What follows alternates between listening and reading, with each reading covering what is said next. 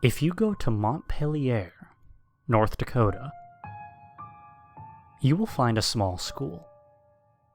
If you go into the school and then proceed to the basement, you'll find yourself at the door of a boiler room.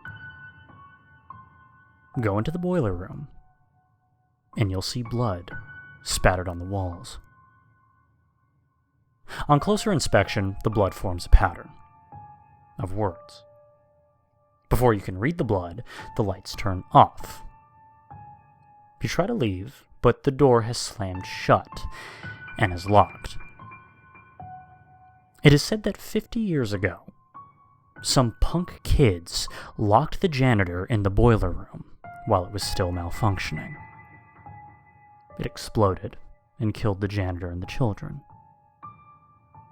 The spirit of the janitor now haunts the school and lures children into the boiler room where he murders them in an act of revenge.